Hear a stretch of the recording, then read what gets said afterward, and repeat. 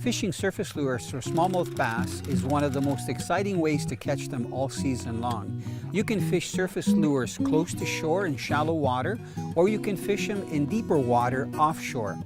If I'm fishing a surface lure for smallmouth bass in open water, I like to use one that's a popper and that makes a lot of commotion, which draws smallmouth from a fair distance away.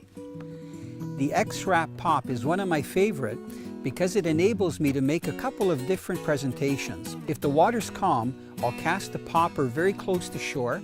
I'll let it settle for a second so the rings will go away. Then I'll give it one big pop and it'll make a bubble.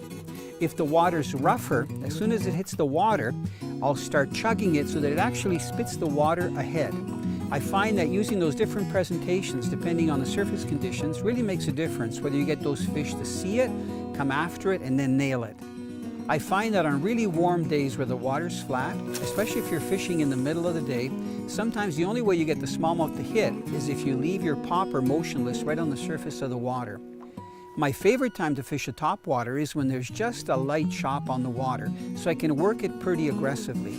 I find that if there's a bass in the vicinity, when I start chugging it pretty fast, it'll get on it, and I don't pause, because I think when the fish sees it, it's very important that it can track it. Experimenting is very important when it comes to using topwater lures for smallmouth bass. You can chug it and let it sit there, you can make it spit water ahead, and sometimes you do a combination of both. The bass will actually tell you which presentation they like. One thing I've learned is that it's very important to keep a tight line to your lure. You need a little bit of slack when you're popping it, but make sure to pick it up right away, because a lot of people will get a hit, and because they don't have a tight line, when the fish grabs it, they'll release it right away. And lastly, when you're using the X-Wrap Pop, it's very important when a fish comes up not to set the hook on the hit that you see with your eyes. So I actually wait till my rod bends a little bit, I put pressure on it, and the hook is set and the fish is on.